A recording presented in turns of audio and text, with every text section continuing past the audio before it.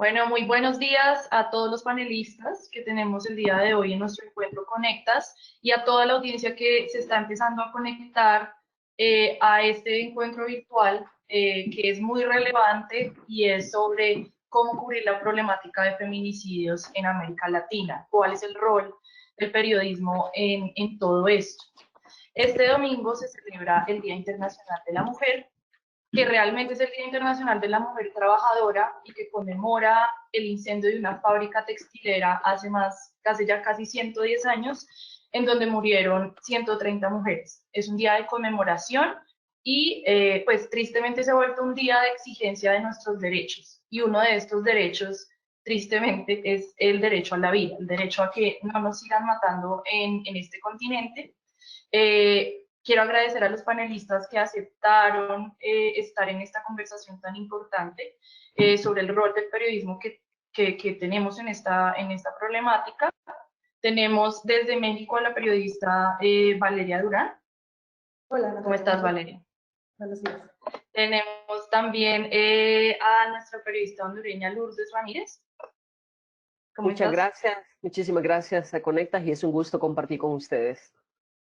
Y también tenemos a Juan Camilo Maldonado desde Colombia. Mucho gusto, Juan Camilo. Hola, qué rico estar ahora con ustedes. Qué bien. Todos son pues miembros de nuestra comunidad Conectas que aceptaron esta conversación pues para este encuentro virtual. Yo creo que es muy necesario empezar a explicar qué es el feminicidio, porque siento que hacia la opinión pública hay todavía una confusión con este término, y este término ya está definido por organizaciones de derechos humanos y está tipificado, y es básicamente el asesinato de una mujer por el hecho de ser mujer, ¿sí? Este feminicidio generalmente, no en todos los casos, sucede luego de episodios de violencia sistemática, y se puede catalogar como la manifestación más cruenta, más brutal de una sociedad machista y misógina, como muchas veces pues se muestra que es América Latina. Valeria Durán hoy publica con Conectas, en alianza con Conectas y a través de Mexicanos contra la Corrupción y la Impunidad, una continuación de investigaciones que ella ha realizado sobre feminicidios en México, impunidad, subregistro y demás variables que a la final generan que los feminicidas estén libres. De hecho, así se llama este especial. Los invitamos a verlo ya en nuestra página en Conectas. Y habla sobre este tema. Se llama Feminicidas Libres. Y quiero que Valeria nos cuente un poco en tu experiencia y más recientemente pues con esta nueva publicación en México específicamente, cuáles son esos principales obstáculos que hay para poder tipificar esos crímenes y para poder lograr una pena para los feminicidas. Claro, gracias Natalia. Mira, como bien mencionabas, se supone que hay ya una explicación jurídica de lo que es el feminicidio. Sin embargo, pese a que tenemos aquí en México un Código Penal Federal que especifica las 7 causales que indican cuando un homicidio debe de ser investigado como feminicidio, no todos los estados lo siguen reconociendo como tal. Encontramos una variante aquí muy delicada que estamos reflejando en la investigación. Actualmente ya hay 30 estados que están homologados con el Código Penal Federal y con estas 7 causales, que incluyen entre varias que los cuerpos de las víctimas presenten rastros de violencia sexual o rastros de mutilación, que haya relación entre la víctima y el victimario, que haya antecedentes de amenaza, de acoso, en fin, son 7 variables. Pero solamente 30 de los 32 estados las tienen consideradas como tal. Hay 2 estados que todavía no las tienen. Entonces ese es el primer panorama, porque además hasta diciembre de 2019 eran 22. Hubo cambios a finales de 2019 y a principios de este año 2020 que hicieron que ya fueran 30 los estados que están homologados. Pero el primer punto que teníamos en México era que no estaba entendido lo que era feminicidio a nivel nacional. Entonces, por ejemplo, si en Guerrero, es un decir, no estaba contemplado la relación entre la víctima y el victimario, y en la Ciudad de México sí, lo que podría ser feminicidio en la Ciudad de México, en Guerrero no lo iba a hacer, ¿no? Entonces de ahí empezaban las variables de que ningún estado entendía realmente qué era, pese a que el Código Penal Federal nos diga qué se supone que debe de ser un feminicidio en nuestro país. Ese es el primer indicativo y que nos ayudó a nosotros demasiado para la investigación, porque por medio de estos pues vacíos legales que existen todavía en los códigos penales, pudimos redactar las solicitudes de acceso a la información que necesitábamos para comprobar el subregistro. Pedimos el número de homicidios dolosos que presentaban rastros de mutilación y rastros de violencia sexual, que son los únicos dos indicativos que sí están presentes en todos los estados de la República Mexicana. Y eso nos permitieron determinar cuántos homicidios dolosos no fueron tipificados como feminicidios, pese a que encuadran en el aspecto legal. De los 12,000 homicidios violentos de mujeres, más de 12,000 homicidios violentos de mujeres que tenemos registrados, alrededor de 2,600 debieron de ser feminicidios y no fueron contabilizados como tal.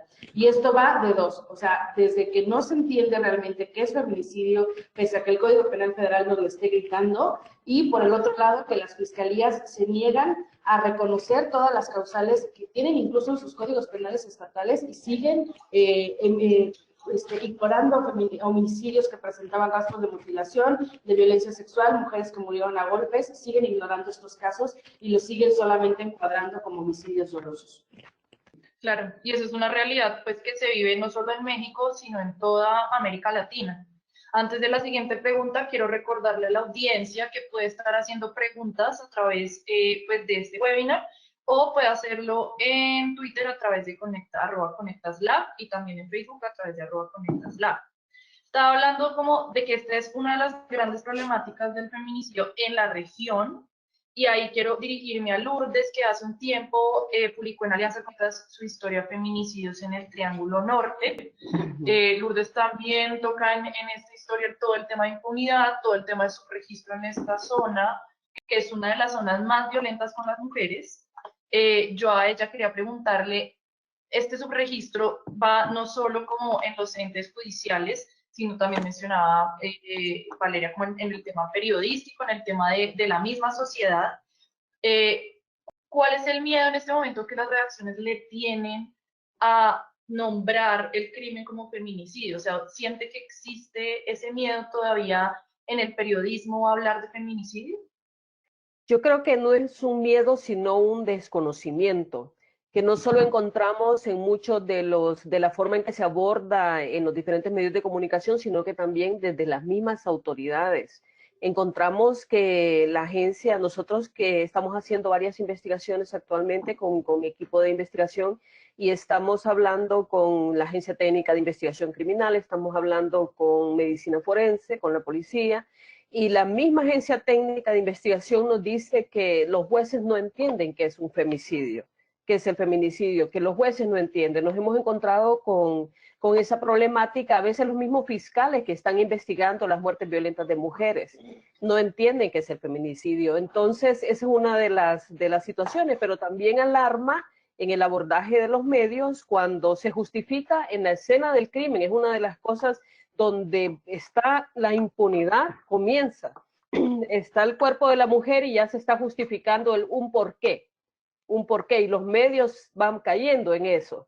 La mataron porque está involucrada en ilícitos, la mataron porque abandonó al marido, la mataron. Entonces los medios, desde la escena del crimen, cuando la primera autoridad policial da la información, desde ahí comienza el problema, porque se justifica la violencia contra la mujer y no se le da el abordaje, sino que se tipifica como homicidio de mujer, y así lo tiene la Policía Nacional en su página web, que maneja una estadística diaria, y así lo tiene como homicidios de mujer, no como feminicidio. Entonces, a pesar de que se ha logrado que se incluya en el Código Penal como delito, el feminicidio como tal, todavía no hay un dominio sobre esta temática y sobre las características que implica esta muerte, como lo explicó muy bien Valeria Durán, la hazaña con que se asesina a la mujer, la hazaña, el odio con que se ve al momento, no solo es el abuso sexual, sino que se le cortan sus partes íntimas o se le introducen objetos en sus partes íntimas, el odio con que la mujer es asesinada.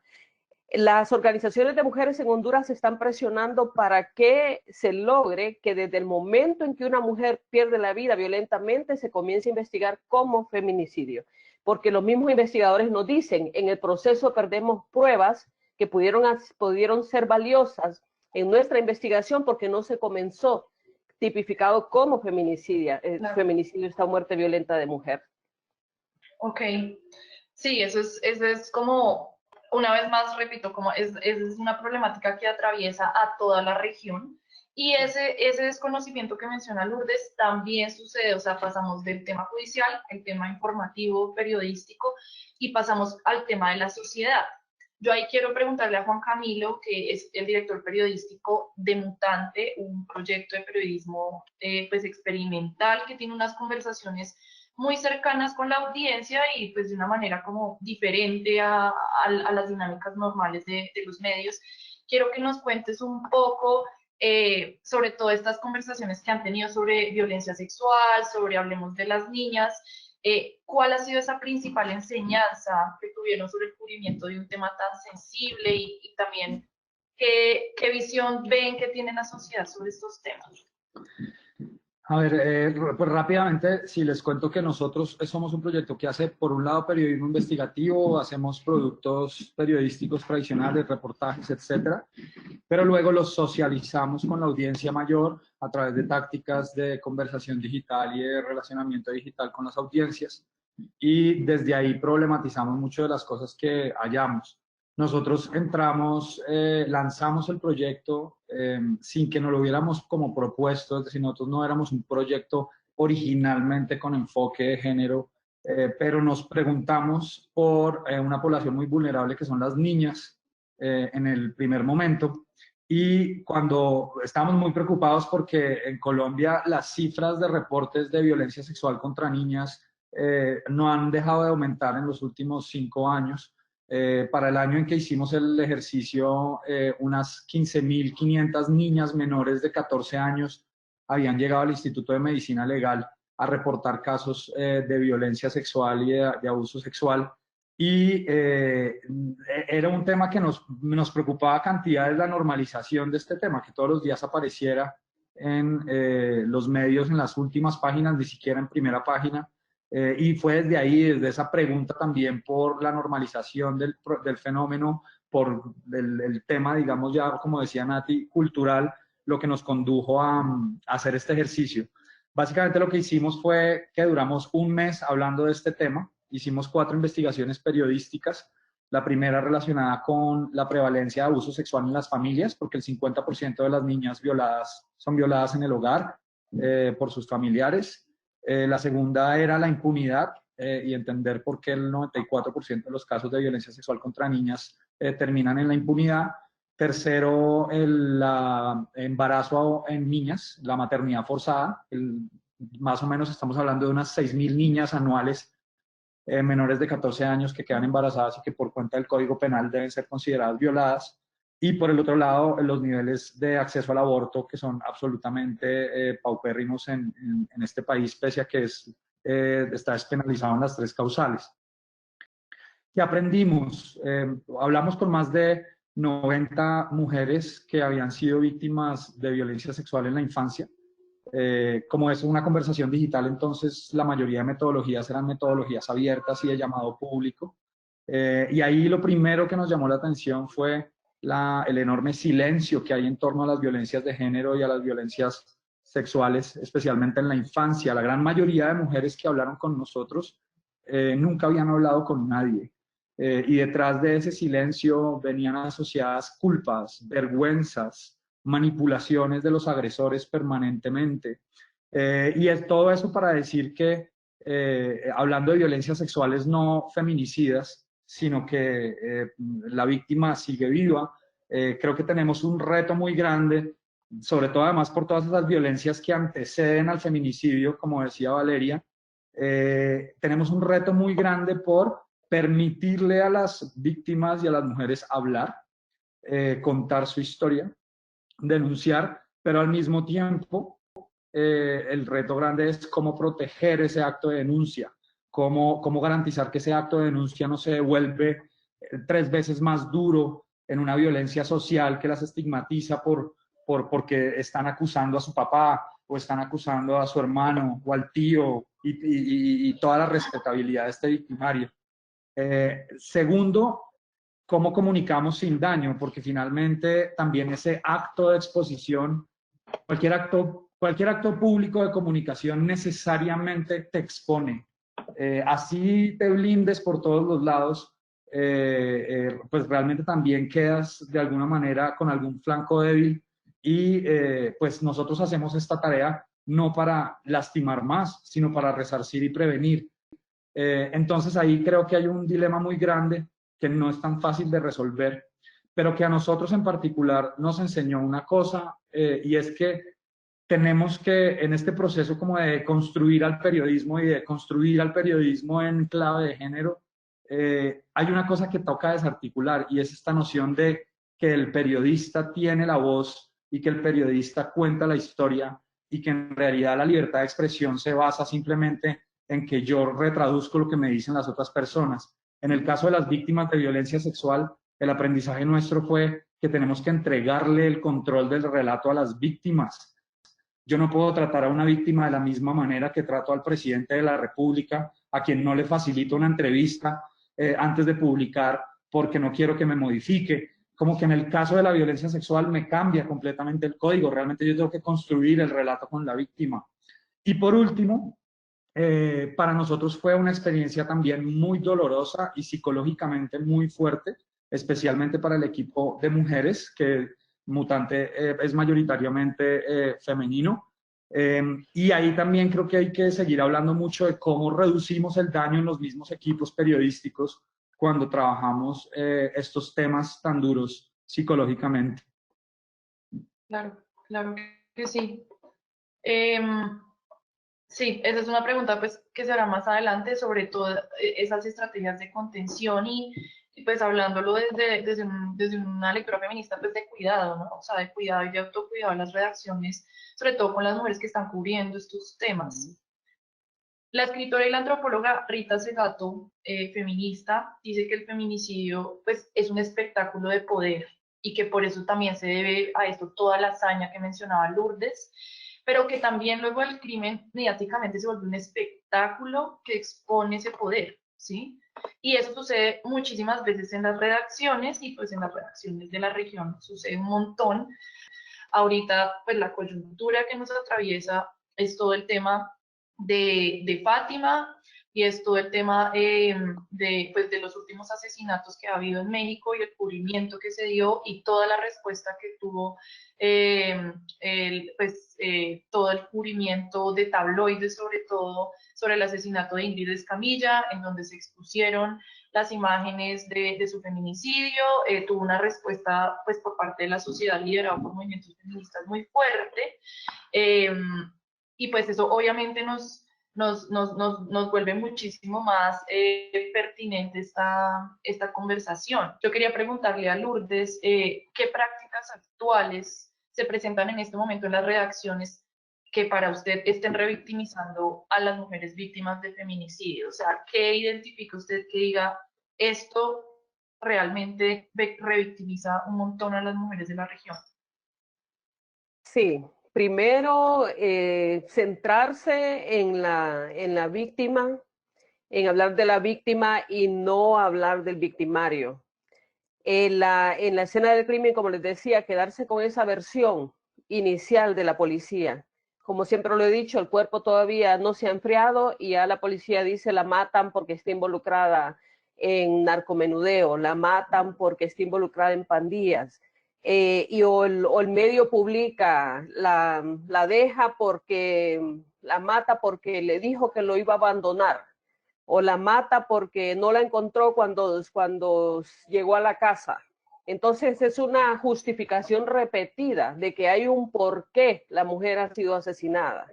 La mata porque no, o sea, vamos desde lo que dice la autoridad en la escena del crimen hasta el titular sensacionalista del por qué se mata a la mujer, cuando lo que se debe hacer es buscar que se aplique la ley, que se aplique la justicia, que ningún crimen quede en impunidad, que ningún crimen quede como están las estadísticas actualmente en 97% de impunidad, las muertes violentas de mujeres y los femicidios, y que el papel de los medios no solo sea, porque vamos de una muerte a otra, van más de 60 mujeres hondureñas asesinadas en lo que va del 2020. El 1 de enero fueron 5 mujeres, el 1 de marzo fueron 3 mujeres y así, y vamos de una noticia a otra, pero ¿qué pasó con las que asesinaron la semana pasada? ¿Qué pasó a las que asesinaron en el 2019? Entonces, ¿dónde está nuestro seguimiento como periodistas? ¿Dónde está nuestro seguimiento? Entonces pedimos las estadísticas y de ahí vamos viendo en estudio, se dejan en estudio, o sea, los casos que no están judicializados, porque preguntamos cuántos casos se han judicializado, cuántos son como femicidios, entonces quedan en estudio, en proceso de investigación, y ya sabemos que están en impunidad, porque si cada vez son más casos, hay un fiscal, solo un fiscal tiene 200 casos de muertes violentas de mujeres, y no tiene el equipo de investigador suficiente para poder llevar a judicializar esta investigación, entonces vamos viendo que se incrementa este porcentaje y ahí es donde tenemos que ir como medios de comunicación, ir más allá de anunciar. Anunciamos el hecho violento, justificando en muchos de los casos esta muerte violenta porque nos quedamos con la primera versión policial, pero a la semana siguiente no seguimos, no damos ese seguimiento, o al mes siguiente. Y entonces, bueno, ¿y qué pasó con las 200 mujeres que fueron asesinadas el año pasado? Entonces, saber y darle seguimiento a esas investigaciones, porque sabemos que la mora judicial es muy grande, no solo en el caso de muerte violenta de mujeres, entonces no se cuenta con el personal suficiente. Entonces, los medios hacia ahí tenemos que ir, hacia dar ese seguimiento, no concentrarnos en relatar como una película cómo fue la escena del crimen, cómo se encontró el cuerpo, que estaba en un saco, que le habían cortado en pedazos, o sea, somos tan detallistas, parecemos escritores de esos de películas de terror, escribiendo un guión de cómo paso a paso la fue tratando, la fue asesinando. Eso, ¿en qué abona eso? A reducir la impunidad en las muertes violentas. Relatar paso a paso, eso lo que hace es como crear perfiles de los femicidas y replicar, porque luego vamos viendo otros casos que se van pareciendo. Entonces, ¿por qué mostramos todo eso? O lo decimos. Entonces, más importante, ¿qué está haciendo la justicia para reducir esas muertes violentas? ¿Qué está haciendo para llevar los asesinos a la cárcel? ¿Cómo aportamos en estas investigaciones para reducir esos índices de muerte violenta? ¿Cómo prevenimos esas muertes violentas? Es todo el proceso que nosotros como periodistas tenemos que incluir en nuestras investigaciones. Claro, y es muy diciente que el periodismo investigativo haga seguimientos tan rigurosos de temas como corrupción y de temas pues, que tienen que ver sobre ese seguimiento de dineros y que no haga seguimientos sobre asesinatos de mujeres. Es supremamente diciente y es también como denota la urgencia que necesita como ese tema de seguimientos dentro del periodismo en cuanto a violencias de género. Es cada vez más necesario. Yo sigo con esta pregunta para Valeria, pero ya hilando un poco más fino, porque digamos, salta a la vista la mala praxis de lo que sucedió, digamos, con Ingrid Escamilla. O sea, es obvio que uno no puede pues ir a exponer estas fotografías y decir que esto fue un crimen pasional y bueno, todas esas como prácticas comunes, misóginas dentro del periodismo regional. Pero hilando un poco más fino y con la experiencia que has tenido, ¿cuáles son las preguntas que después de desarrollar investigaciones sobre violencia de género, uno tiene que hacerse como periodista? O sea, ¿qué preguntas específicas uno debe hacerse al momento de empezar una reportería grande como la que acabas de publicar el día de hoy?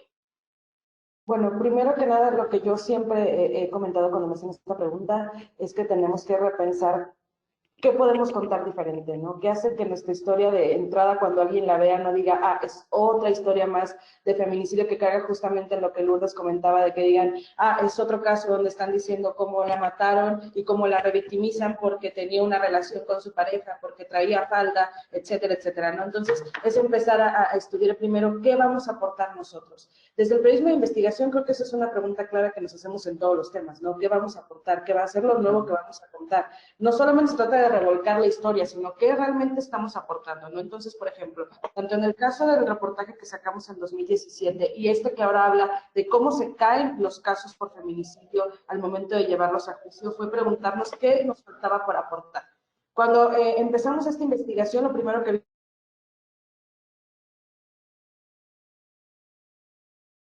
de la misma manera. Pero ¿qué pasa con los poquitos que sí están reconocidos. Realmente el índice de impunidad es del 99%, es del 97%. ¿Qué hacen las fiscalías cuando llegan los casos, los judicializan bien, reciben la evidencia? ¿Qué pasa, no? Entonces, eso fue lo que nosotros consideramos que hacía falta contar. Y esto nos da una muestra realmente de que siempre hay algo nuevo que podemos aportar desde el periodismo, sin caer en la revictimización. Como bien mencionabas, Natalia, en el caso de Ingrid, cómo expusieron el cuerpo de la víctima, cómo incluso después fueron medios de comunicación a tomar el video de la declaración del feminicida diciendo que la había asesinado porque habían discutido y tenían un cuchillo, etcétera, etcétera. Todo eso, esos patrones que nosotros ayudamos desde los medios a difundir, es poder explicar por qué no debemos de hacerlo y por qué la historia se debe de contar diferente. Voy por partes. Por ejemplo, en esta investigación, como te comentaba, con los expedientes que conseguimos, nos dimos cuenta que lo que hacía falta de exponer es que de los 3.056 feminicidios oficiales que se han registrado en los últimos 7 años, de 2012 a 2018 específicamente, solamente se han logrado condenas irrevocables a 739 feminicidios.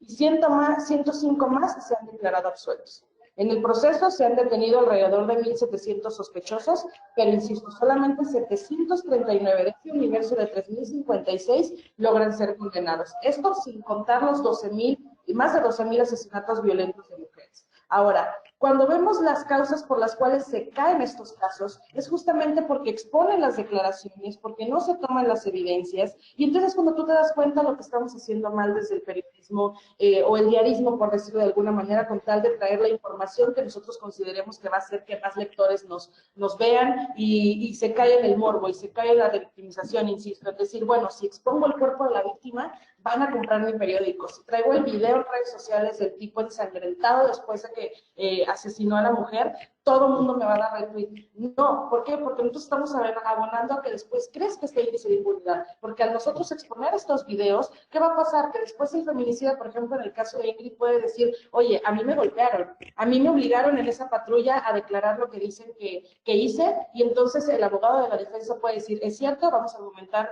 violencia, vamos a argumentar que fuiste golpeado, y entonces se anula tu confesión y después ya totalmente se queda en la impunidad de este caso.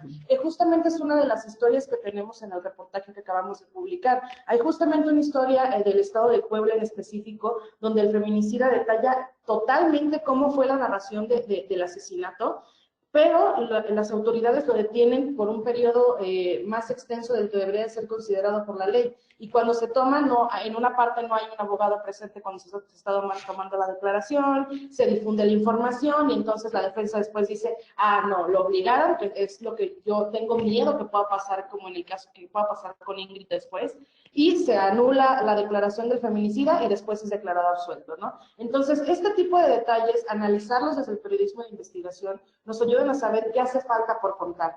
Ahorita que hemos estado difundiendo la investigación, me ha dado gusto ver que la interacción con los lectores sea, esta es la investigación que hace falta en el lado de México, obviamente, de contar qué pasa después, ¿no? Analizar qué están haciendo mal las autoridades, porque no solamente es que existe un subregistro, es que no se entienda que es feminicidio, es que además de lo que sí sabes que es, no logras llevar a prisión a los feminicidas, y no porque tengas detenido a una persona que no es, porque te hayas equivocado, sino porque tienes las evidencias que demuestran que él es el responsable del asesinato violento de una mujer, pero no las sabes resguardar, pero violentas las cadenas de custodia, no piden las declaraciones como dictan el Código Nacional de Procedimientos Penales. Entonces, ese tipo de detalles, nosotros exponerlos en investigaciones, yo tengo la esperanza de que ayude a reeducar a las redacciones, ¿no? A ver cómo debemos abordar nosotros las historias de feminicidios cuando nos llegan.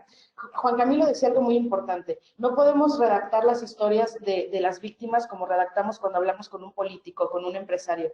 Todos los que hemos trabajado con víctimas sabemos que es totalmente diferente cómo abordas una entrevista con una víctima. De entrada te cambia completamente porque incluso te llega a afectar cuando empiezas a bajar la historia, cuando tienes que reescuchar los audios, volver a leer las carpetas de investigación es completamente diferente. Entonces, tratar de que todas las redacciones a nivel de América Latina empiecen a enfocarse en esta parte y no en revictimizar y no nada más en caer en el argumento absurdo de, traía falda, se juntaba con tal. O, por ejemplo, en México pasa algo que también es importante mencionar, que es el contexto del narcotráfico, ¿no? Entonces, hay estados, por ejemplo, del norte del país, como en Tamaulipas, donde existe la presencia del narcotráfico y los asesinatos violentos de mujeres parece que se invisibilizan inmediatamente porque dicen, si la mataron es porque estaba relacionada con el narcotráfico, ¿no? Entonces, y los medios caen, y incluso usamos las palabras de la acribillan, o sea, ese tipo de argumentos que son de las notas del narco, también ayudan a revictimizar, son las que debemos de anular nosotros cuando abordamos este tipo de historias. Claro, es verdad, y siento que también es pues, una problemática que atraviesa Colombia, obviamente, y atraviesa, pues, a Centroamérica. Todo esto que venimos hablando, pues, es cómo cubrir esta temática con enfoque de género. Y siento que todavía en la región es un término, es un concepto que genera una resistencia, ¿no? En un mundo donde el periodismo se fortalecer el ejercicio democrático, la línea delgada como entre un periodismo que realiza esto y un periodismo activista que ya se vuelve como algunas veces se dice como de trinchera, es delgada, ¿no? Y sobre todo con activismos pues no voy a decir activismos porque esto es como el ejercer el oficio dignamente con las víctimas y con las mujeres. Quiero preguntarle a Juan Camilo, ¿cuál ha sido la experiencia que has tenido con este tema? O sea, la audiencia ha generado resistencia, los han tildado pues como de enfoque de género, ideología de género, que pues es un concepto que atraviesa toda la región. ¿Qué resistencias han sentido ustedes desde Mutante con este tema? Pues yo quería, antes de hablar de la experiencia de Mutante como tal, quería antes sumarme a lo que estaban compartiendo mis copanelistas en relación a como al estado actual de la situación, porque digamos que quiero exponerles un caso particular que me parece muy interesante en relación con esta cruz entre activismo y periodismo, y es el caso del diario El Tiempo aquí en Bogotá. En el diario El Tiempo, que es el diario más importante, pues digamos, y de más extensión del país, hay una periodista muy famosa, feminista, que se llama Ginette Bedoya, quien fue violentada sexualmente hace 2 décadas por un grupo paramilitar, y desde entonces ella pues ha cogido las banderas de la lucha en contra de la violencia de género desde el periodismo y ha encontrado afortunadamente en la casa editorial El Tiempo un espacio importante desde donde ella lidera una campaña que se llama No es hora de callar. Y se ha vuelto muy famosa esa campaña, y hoy en día pues Ginette es una persona muy valiosa para la discusión, tanto en Colombia como en América Latina.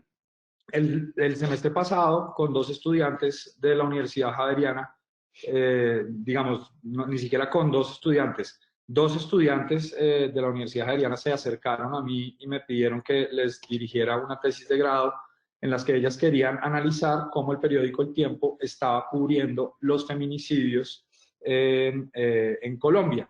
Lo interesante de que ellas escogieran, ellas se llaman Camila Medina y Mariana Mosquera, lo interesante de que ellas escogieran El Tiempo fue que escogieron un periódico que lleva 10 años, o no sé exactamente cuánto tiempo, liderando una campaña en contra de la violencia de género permanentemente.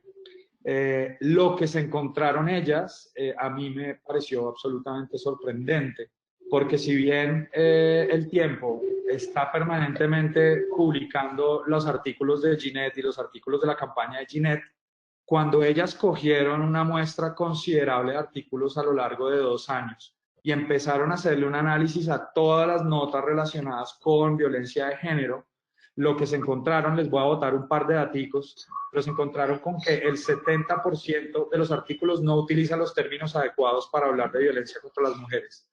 El 78% de los artículos no mencionan información sobre líneas de ayuda que posiblemente ayuden a potenciales víctimas. El 80% de los artículos no dan un contexto en el que se mencionan desigualdades entre hombres y mujeres y se explica la violencia de género. El 80.5% de los casos no revelan cifras de contextualización. Y ahí para abajo. Es decir, me parece fascinante como para la discusión en torno al reto de qué hacer con las redacciones y al mismo tiempo de qué hacer entre periodismo y activismo, como una activista que está entroncada dentro de una institución como El Tiempo, que lidera una campaña de este nivel, por alguna razón, que seguramente es que el problema es sistémico, el problema es estructural, el problema es cultural y el problema está arraigado en cada quien, pues la causa no permea realmente a la redacción.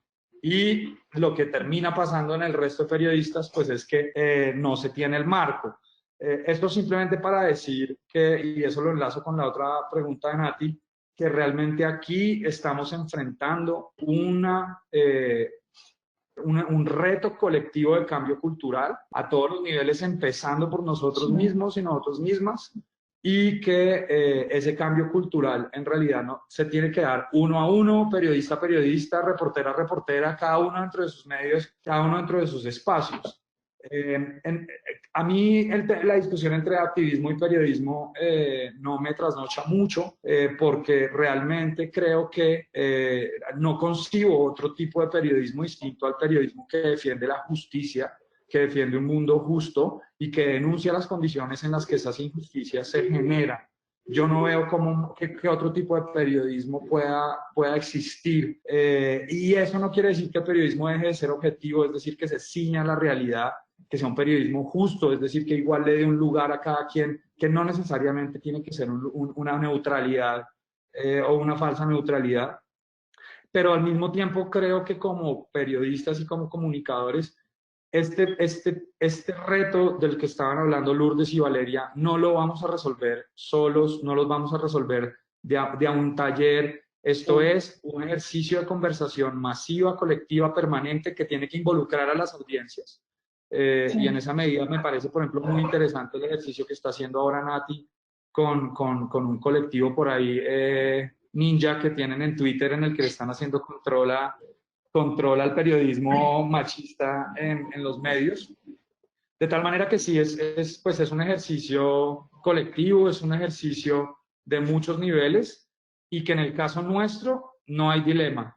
Queremos una sociedad justa, la desigualdad de género es intolerable porque detrás de la desigualdad de género vienen las violencias de género y la violencia de género es intolerable como muchas otras violencias. Lo que pasa es que en este caso particular estamos hablando de que es una violencia que se ejerce en bloque sobre el 50% de la población de un país. Entonces no nos trasnocha y al mismo tiempo lo que hemos hecho realmente es convocar a aquellas y aquellos que están vibrando con nosotros en esa misionalidad para conversar colectivamente en cómo le llegamos a esos otros a quienes el marco todavía no les ha entrado. Y realmente el proyecto colectivo debería ser seguir haciendo pedagogía en qué es la desigualdad de género, cómo ocurren las violencias de género, cómo ignorar eso, cómo ignorar los marcos nos conduce a no ver ciertas cosas y a ver otras, que es finalmente pues el diagnóstico que está haciendo Valeria. Y yo creo que en la medida en que aterricemos mucho más eso en un periodismo, que sí es un periodismo feminista en la medida en que asume un marco analítico y así asume un compromiso con reducir y acabar la desigualdad de género, será la única, ¿no? Seguir vinculando y seguir aprendiendo entre nosotros también cómo hacerlo, porque también, pues, el violador eres tú, ¿no? O sea, igual, aquí seguimos hacia adentro también, todo el tiempo encontrándonos con este problemonón que es el patriarcado. Tal cual, tal cual. Bueno, vamos a tratar de agilizar un poco las respuestas. Yo voy a tomar una pregunta que están haciendo pues desde la audiencia, que tiene que ver con algo que mencionó Juan Camilo sobre esta lectura que hicieron en esa tesis de cubrimiento de parte del Tiempo, y es, por ejemplo, mencionaste, no dan rutas de atención, no dan... Y esa es una estrategia que se puede utilizar desde el periodismo para ayudar a contribuir a la prevención de feminicidios. La pregunta es precisamente eso: ¿cómo desde el periodismo podemos, o sea, una cosa es el registro y una cosa es de qué manera lo estamos informando, un hecho que pues ya sucedió? cómo ayudar a la prevención de feminicidios desde donde nos encontramos y desde nuestros oficios. Y hago la pregunta abierta para quienes quieran responder brevemente. Bueno, quiero agregar a todo lo que decía Juan Camilo y estoy totalmente de acuerdo. Tenemos que entender los contextos en los que se da la violencia contra la mujer, conocer que cada redacción y el periodista que esté investigando estos temas conozca los estereotipos de género, cómo se replican los estereotipos de género a lo largo de toda nuestra historia en nuestros países, conocer los contextos alrededor de cada víctima, quién es la víctima, a qué se dedica, si enfrentaba algunos riesgos, cuáles eran estos riesgos eran conocidos por otras personas u organizaciones. Siempre estamos hablando del empoderamiento femenino, de que la mujer tenga autonomía económica, que vaya abriéndose espacios, pero cuando hablamos de empoderamiento femenino de la mujer, es obvio que estamos quitándole precisamente a ese patriarcado, como lo dijo él, ese poder. Entonces, al darle poder a la mujer, al darle autoestima a la mujer, porque muchos expertos que yo he investigado me dicen, el problema comienza en la baja autoestima de la mujer, donde comienza el círculo vicioso de la violencia.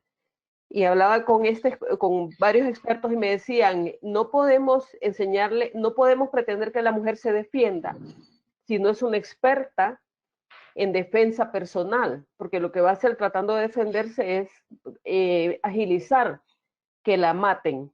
Entonces, este es un tema también, o me decía una psicóloga clínica, colombiana, por cierto, es un tema de interés público, la violencia contra la mujer.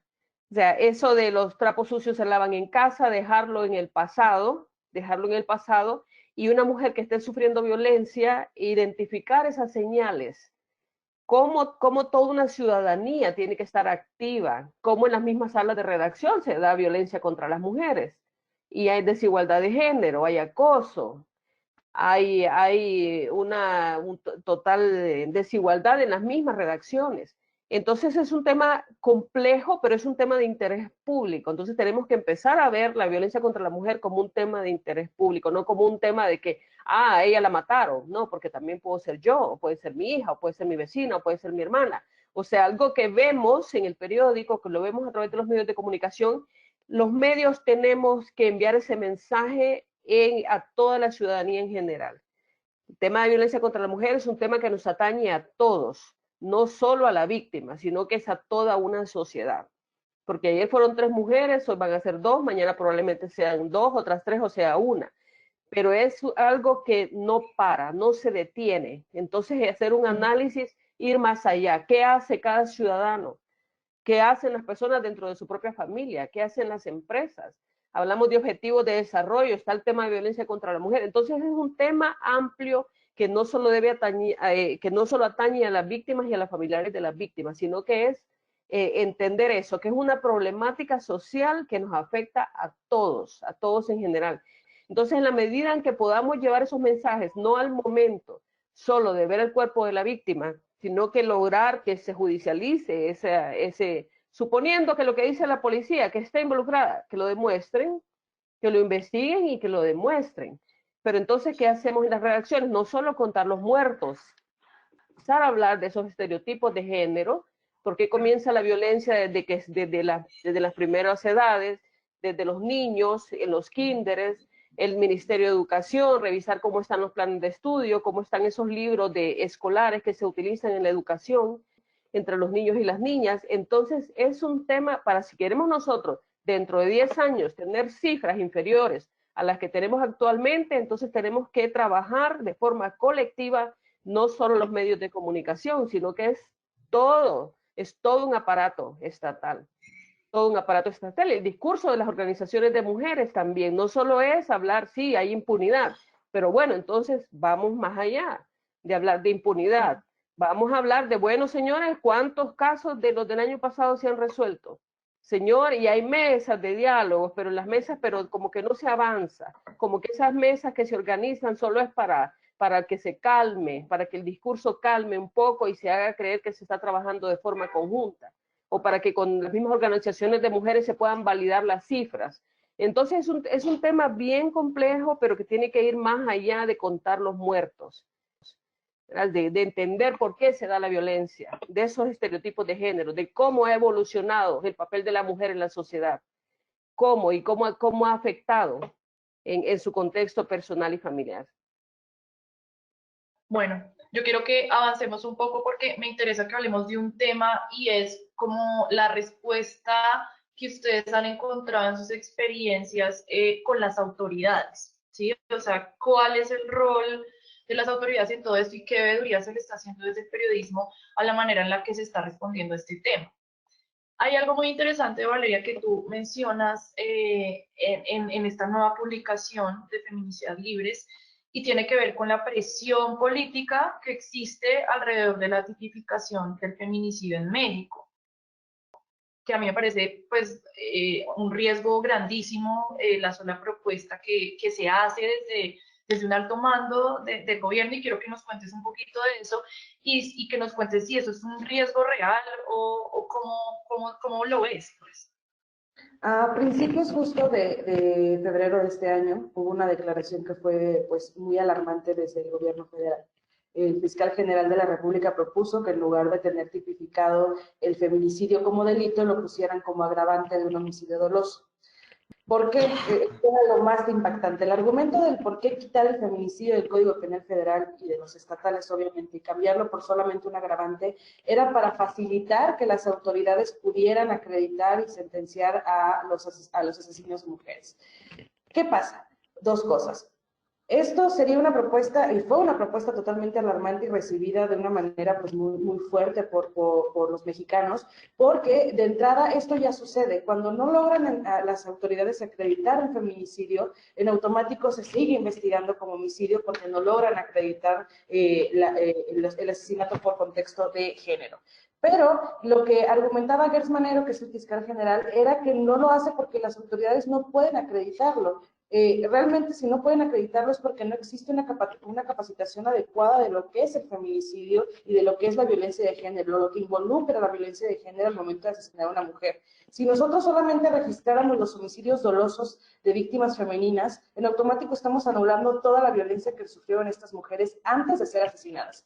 O sea, estamos dejando de lado que estas mujeres no son asesinadas porque un día iban caminando en la calle y las atropellaron o hubo una bala perdida, no. La mayoría de estos crímenes son ocurridos y son de manos de gente que las conocía, parejas, familiares, amigos, gente que a lo mejor quería salir con ellas y ellas por simplemente decir no, ellos dijeron, entonces yo te puedo matar. Son cuerpos que aparecen con rastros de mutilación, con rastros de violencia sexual. Son mujeres que son asesinadas, insisto, con extrema violencia, a golpes, envenenadas, asfixiadas. No podemos englobar todo esto en homicidios dolosos como lo proponía la Fiscalía a principios de año, porque estás anulando todo este contexto de violencia.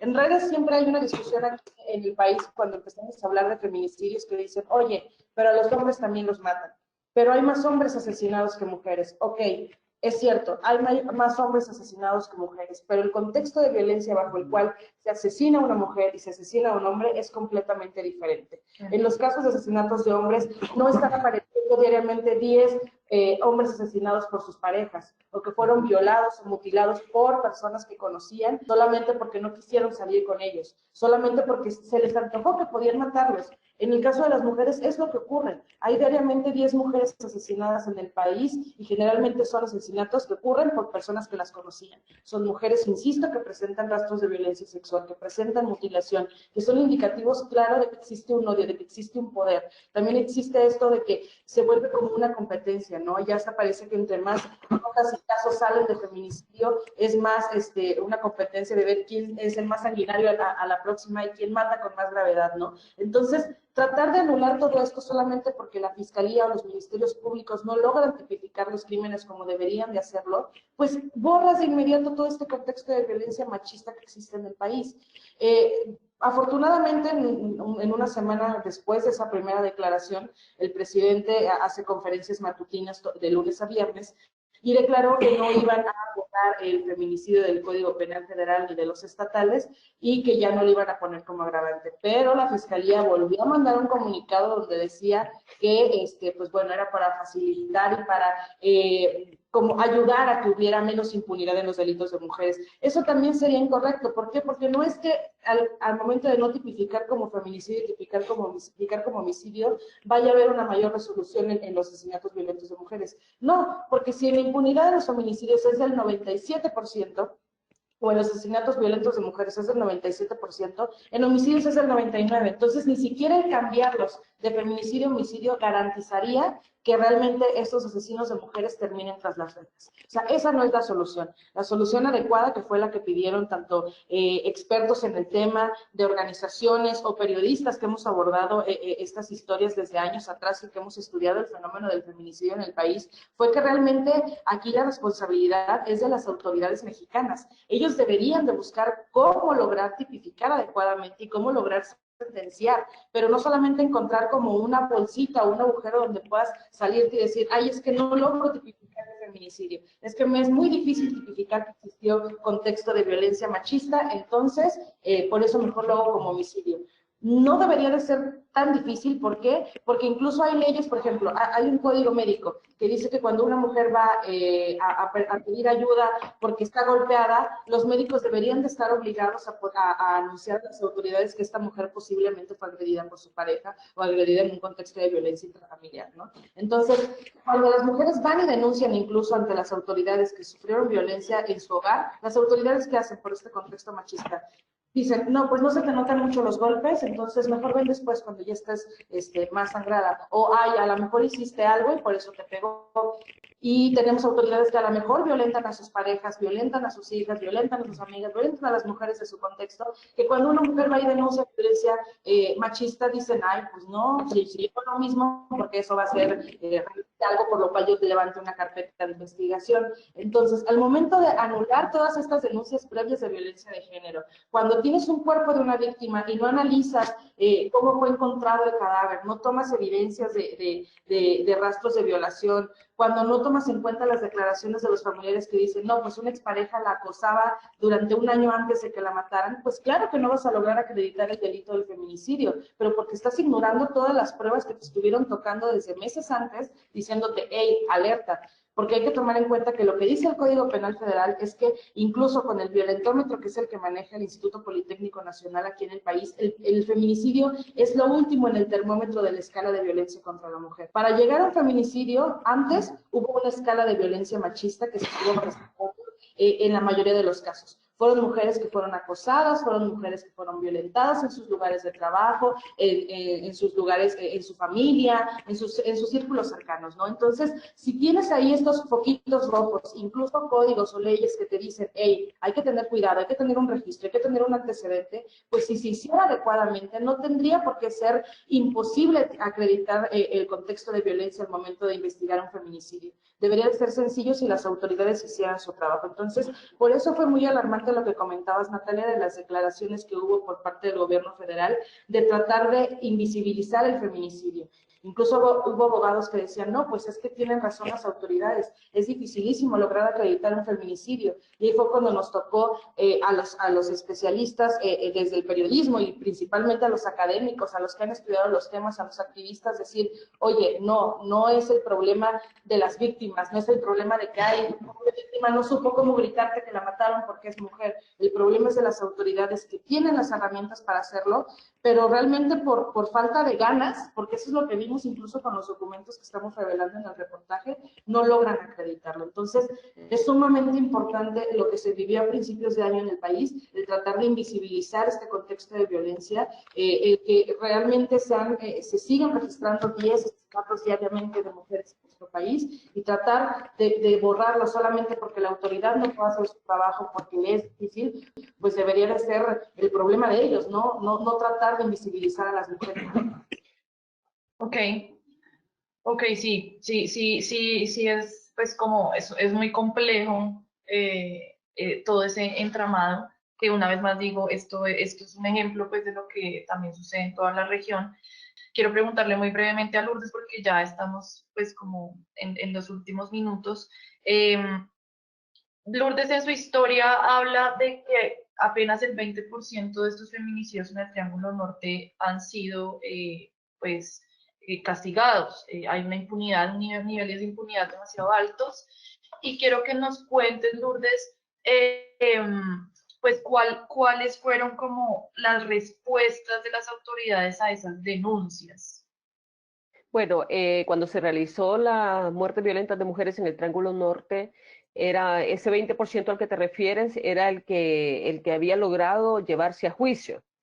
De ese porcentaje, solo tres casos fueron judicializados como femicidios. Actualmente la impunidad es del 97%.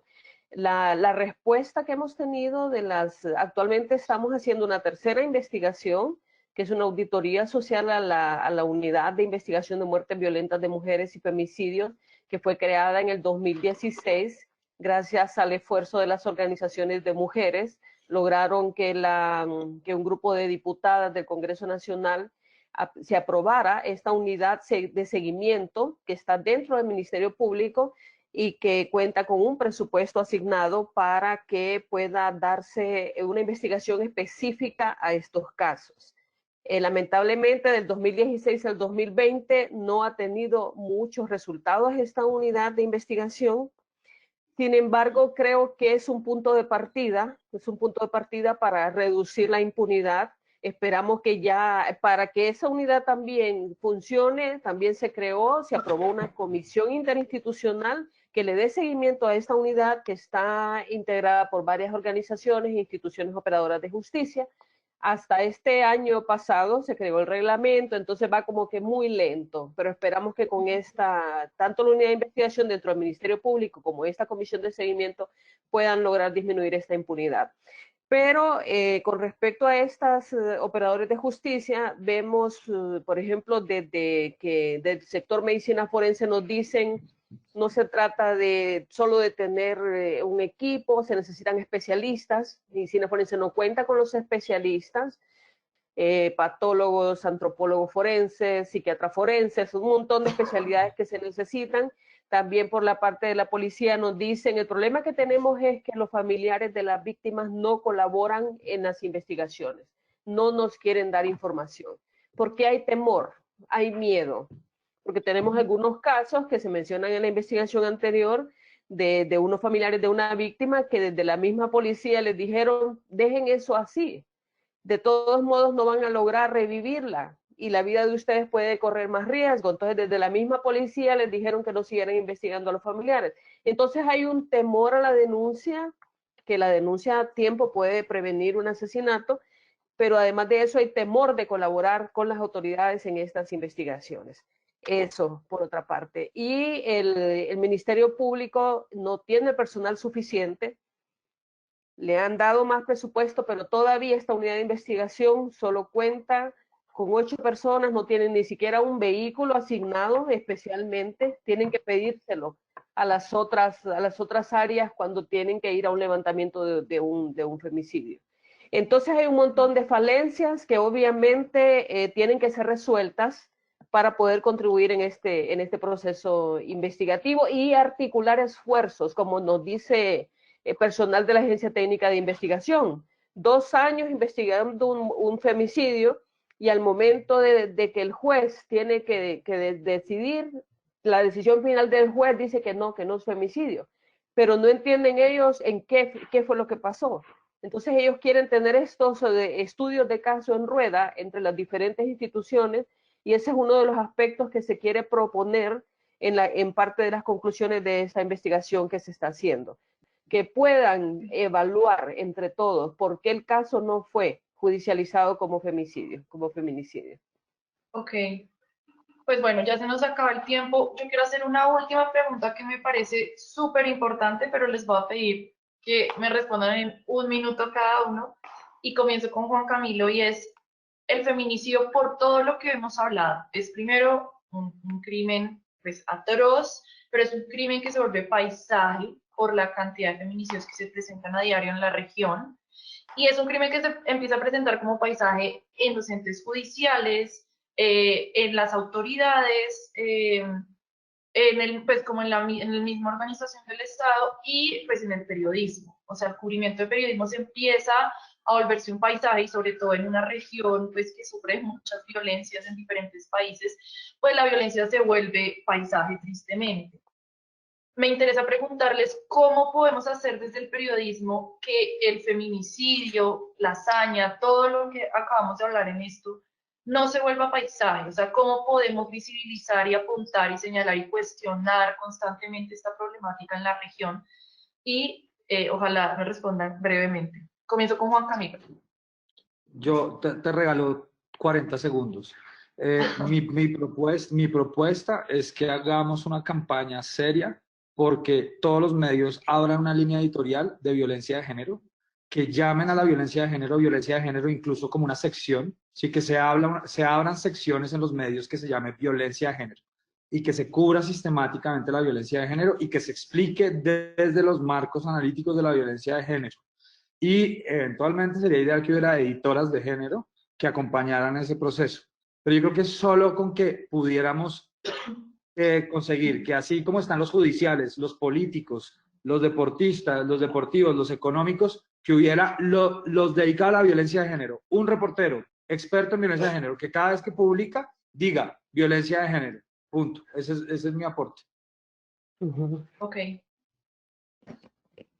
Bueno, yo solamente sumo, estoy totalmente de acuerdo a lo que comenta Camilo, Juan Camilo, perdón, lo que comenta es totalmente cierto. Incluso si nosotros le estamos exigiendo a las autoridades que entiendan lo que es violencia de género, pues también desde las redacciones hay que entenderlo, ¿no? Y hay que nombrarlo como es. Ya llegó la hora de que esto de que digamos, ay, la línea entre el activismo y el periodismo es muy delgada, sí, pero este tema vale la pena abordarlo con todas sus letras y con toda la extensión. Si no lo nombramos como es, si no se platica en las redacciones, porque también si los editores siguen pensando que a lo mejor los temas de corrupción y los temas de desvíos de recursos públicos pesan más que estos temas, pues no, estos temas le impactan a la audiencia porque posiblemente una víctima es una amiga o conocen a alguien que ha tenido, que ha estado en contacto con estos contextos de violencia, ¿no? Entonces, exigirle a las redacciones que formen estas unidades de género, que se le nombre como tal, yo creo que sería fundamental para reeducarnos también nosotros y así pues también poder cambiar la narrativa para las audiencias al momento de abordar las investigaciones.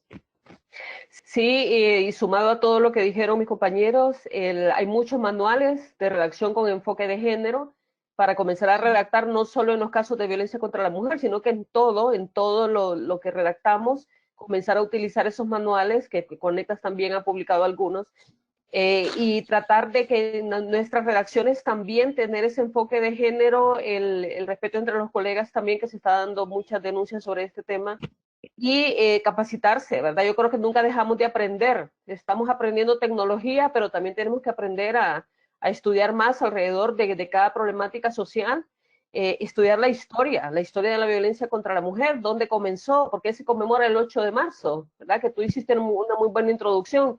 ¿Por qué se conmemora todas esas fechas? ¿Por qué se conmemora el Día de la No Violencia contra la Mujer? Entonces, conocer todos los contextos históricos, dónde han surgido, cuáles son estos estereotipos de género, el contexto de la violencia, ir más allá de solo contar cómo se asesinó a la mujer en las redacciones.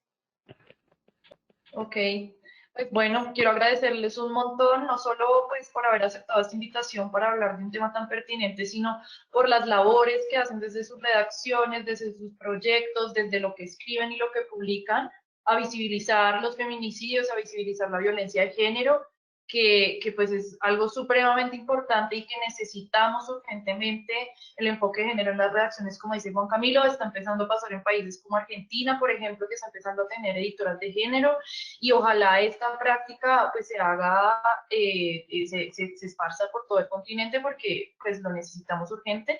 Y muchísimas gracias a la audiencia que se conecta con nosotros. Los esperamos en el siguiente encuentro de Conectas. Muchas gracias. Gracias. Chao, muchas gracias por todo. Gracias. Natalia, un placer. Un gusto. Lo mismo.